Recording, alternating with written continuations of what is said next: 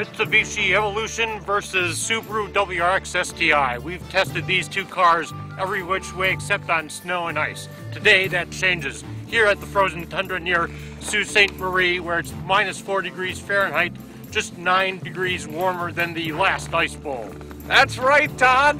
This is it. We're at Continental's Proving Ground. We're going to test them on stock summer tires. That'll be exciting. And then we're going to put snow tires, the same kind of snow tires on, to find out which of these complicated all-wheel drive systems performs the best in the conditions for rallying that they were designed for. And then we're going to take them out on a road course and find out why the Finnish are such good rally drivers. We'll see how Michigan drivers compare. Exactly.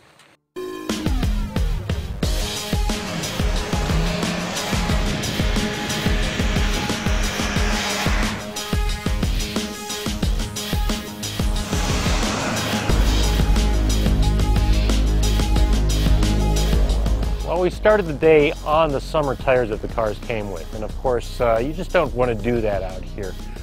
This was just basically kind of a base kind of test to show what these cars would do on this kind of surface with summer tires, and the answer is they don't do much.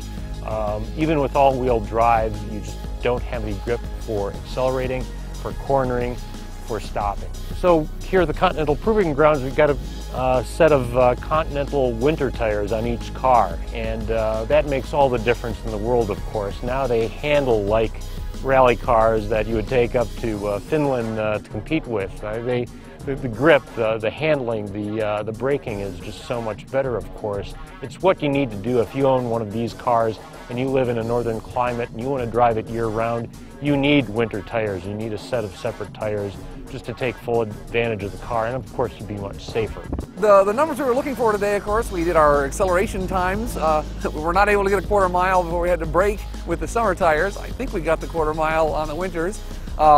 We did braking again from as high as we could, 40 miles an hour in the summers, more like 70 or 80 in the winter tires. Then we went to our figure 8 courses, 2 separate courses, one for each car, so that they each had virgin snow to run on at the beginning.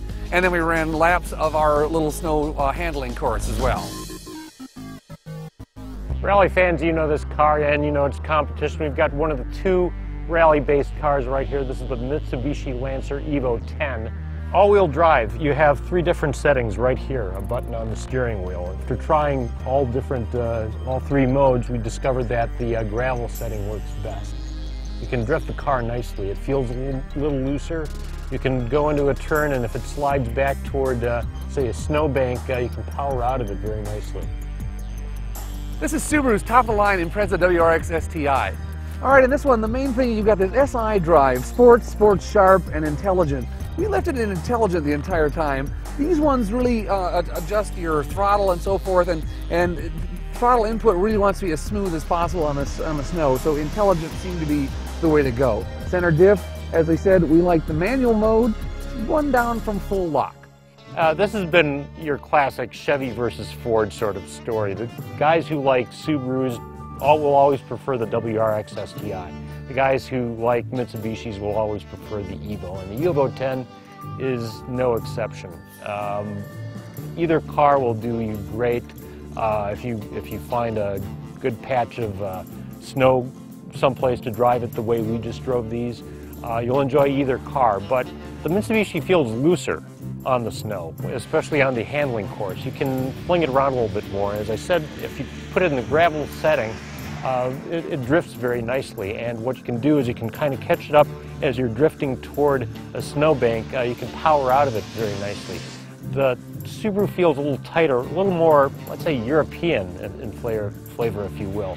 Kind of a tighter car, also good, easy to fling around, but not quite as loose as the Mitsubishi.